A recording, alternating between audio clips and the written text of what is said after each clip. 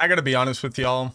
Sometimes I kinda hate testing stuff in Diablo 4 because it turns out that something that seemingly should work ends up not working. And today, that is no different. If you've been watching a lot of the Bloodlands content that's been coming out, I've been looking for different ways of trying out the build because I want to test every single thing that has to deal with the Necromancer, but right now we're really focusing on this build. But the thing that I want to talk about very specifically today is an alternative to the Barber. So if you've never seen the Barber, or if you don't know the terminology, the Barber is this Wrathful Heart that makes it so that when you crit, all of a sudden you don't see your damage numbers anymore. It adds up damage over time, and then it does this big crit explosion. And this has basically revolutionized most damage builds across the board because it takes every damage type, including Overpower, including dot damage, and allows it to effectively crit. The problem being that it doesn't really work with every single lucky hit ability, it doesn't work with every on damage effect, and for the Necromancer most notably, while we're pretty lucky, it works with most things, it doesn't work with Shielding Storm, the aspect that says when Bone Storm hits a target you gain Barrier, which is one of our biggest total sources of survivability, especially now that we can actually walk around in Nightmare Dungeons. Because of that, I wanted to try out a different Wrathful Heart, this one being the Great Feast. This is kind of like the minion heart for all intents and purposes, but what's cool about it is if you don't have minions, you gain this damage multiplier, and since it has an X there, it should absolutely be a multiplier. Problem is when you're talking about overpower damage, you really can't assume that a multiplier is going to work, and in fact most multipliers don't work. So if my low energy and foreshadowing hasn't tuned you into it, I want to go ahead and show you how I've proven that this heart doesn't work with overpower.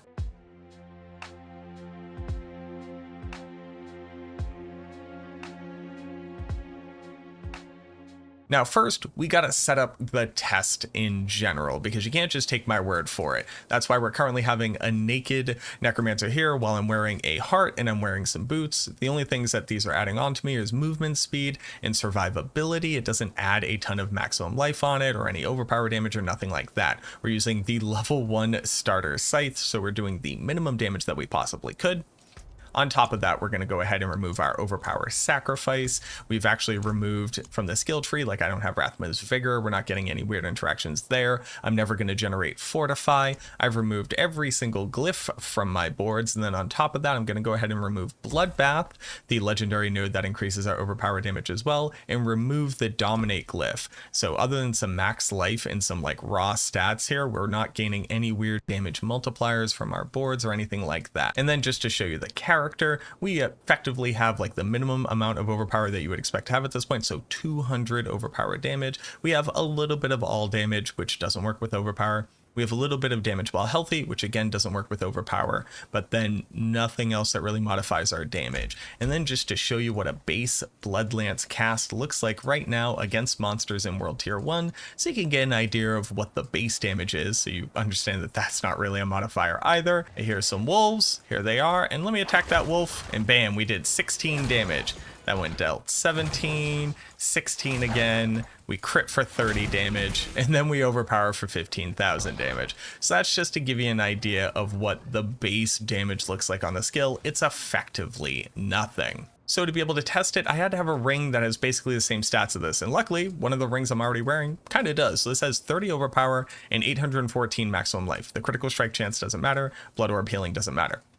On this ring, I have 24 overpower and 838 max life. So a little bit more max life, a little bit less overpower bonus, and then again, blood orb healing, which does nothing. Here we do have physical damage. Physical damage is only going to scale our base damage by a little bit. It adds like 2 to 3 damage, and it does not work with overpower at all. No additive bonuses work with overpower other than the overpower stat itself. So luckily, this ring effectively is the exact same ring. So to get a baseline, we have to look at what our typical overpower damage does. Again, we're not going to have the Decrepify Aura up or anything like that. We're just going to see what it does to the target when I hit them at max range with this Bloodlance. And let's go ahead and get a target. We have our auto Bloodlance set up right now.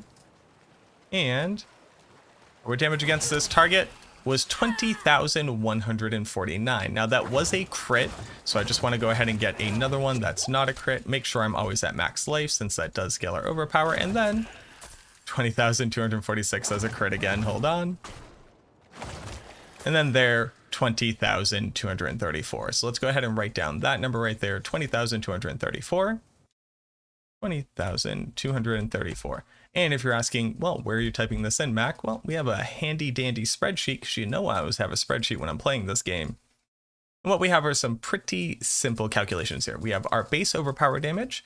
I have what our expected bonus is if the Wrathful Heart works as a multiplier. So we have A2, which is our cell right here, multiplied by 1 plus the bonus. Here we go, we have 84% here. So if it is a bonus of 84% damage, you take 1 plus that to get what your total multiplier should be. So we should expect to see something around 37,000 damage if this is a multiplier. So let's go ahead and get our test set up again. We remove this ring, get set up to do an automatic overpower.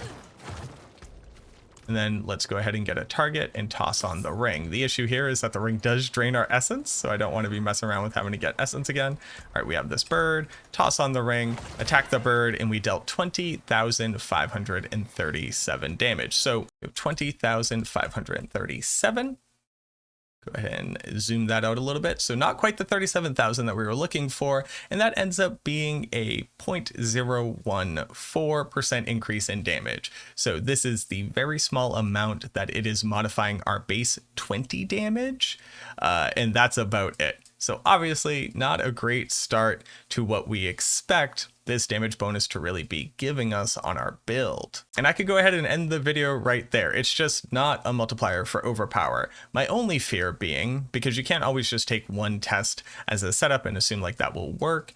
Maybe it's just that we don't have enough overpower damage. Maybe the damage multiplier would be more relevant if we had other multipliers in play as well. So I want to go ahead and do is put on my Dominate glyph, put on my Bloodbath legendary node, and put on my Overpower sacrifice to get a much higher base damage number, which is like purely based off of just overpower at that point, and then see what the damage numbers look like running the exact same experiment. So again, we're going to go ahead and put in our overpower sacrifice. We're going to put on the Bloodbath legendary node, and then we're going to go ahead and put in dominate to a board where it's maxed out. So we're getting a ton of overpower, we're getting a huge multiplier of overpower, and we're getting a second huge multiplier of overpower here. So just looking at our stats now, we have 844 overpower. We're still sitting around 5,582 life, but this should really differentiate like our base damage here versus what the overpower damage looks like. And just so you can see what base damage looks like without overpowering at all. And again, just with like our base ring here currently on, just keep everything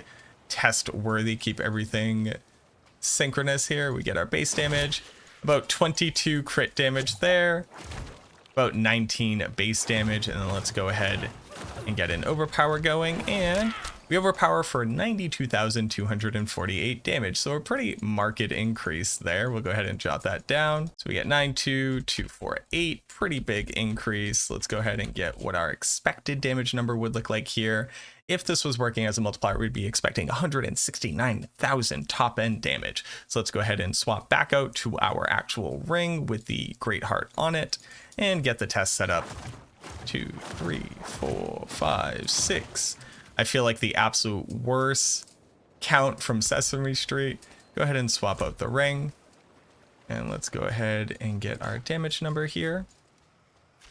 And we overpower for a startling 92,888 damage. So tossing that in here, 92,888 damage.